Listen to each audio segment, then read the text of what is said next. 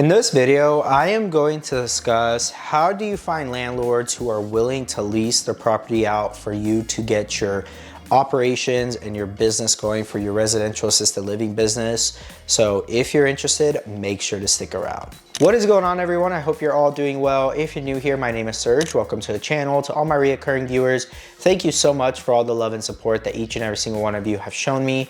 And if you have not yet, make sure to go check out the God Made podcast on most streaming platforms. Also, feel free to go check out Legion Assisted Living Academy, where I teach how to start your own facility from A to Z. Also, if you are interested in booking a one-on-one mentorship call with myself, or actually spend a full day and book that, you can do that at legionassistedlivingacademy.com or the links down below. Also, if you are a passive investor or a limited partner who wants to invest into this space alongside Valley ALF Ventures, the syndication firm that I own and operate with my partner, feel free to do that as well. Or if you are looking to expand your operations and to multiple locations and are looking to partner, make sure to reach out to us at valleyalfventures@gmail.com. And if you are trying to do any type of placement in the Phoenix Metro Valley or looking for a loved one, feel free to reach out to us. And now that the housekeeping is all done, let's go ahead and jump into the topic of this video. Now, many people have asked me, and I hope that this video will bring more clarification how you can go about finding landlords who are willing to lease out their properties to be able to allow you to start your own assisted living business out of. And the very first thing that I like to tell people when they ask me, how do I find somebody who's willing to lease me a property out for my assisted living business?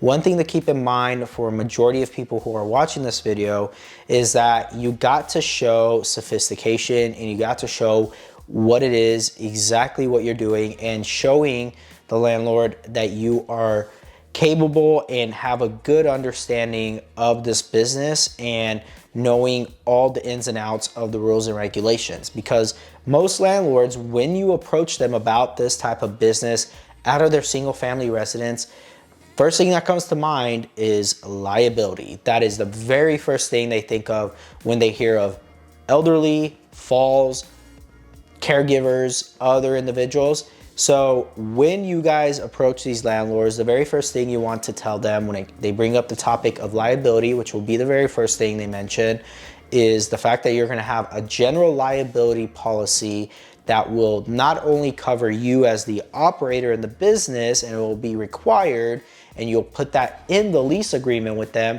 but they will also be an additional insured, right? As the landlord and as the property itself, they're going to be added on there as additional insured. Not only will they have insurance, but you will also have your own separate insurance, which will protect the both of you guys. Secondly, they're going to ask, what type of conversions are we going to need to do to this property in order for you to operate?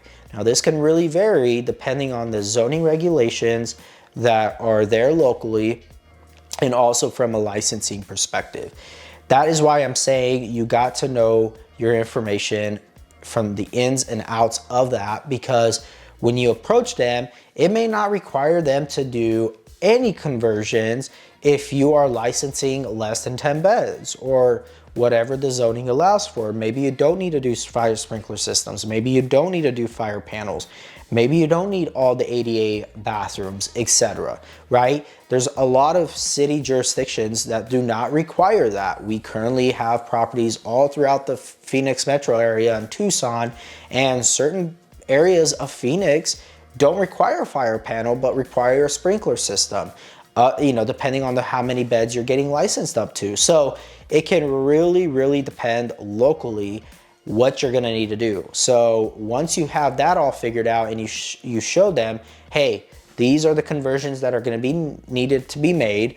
This is what I'm willing to come to the table with from a financial standpoint or a capital expenditure standpoint that you're going to be doing to help get the property converted.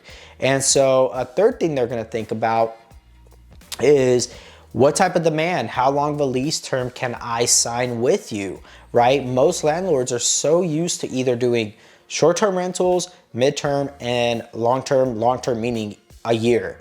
to them. So long term, you could tell them, look, I'm willing to sign a 5-year lease with you that I will personally guarantee.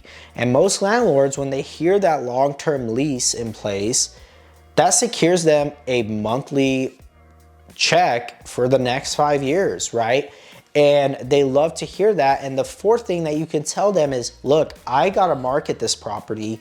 I got to place clients in here.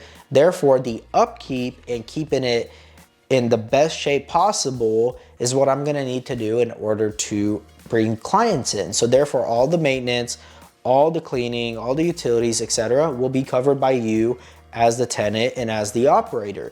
And that ultimately will get a landlord to be willing to lease you the property.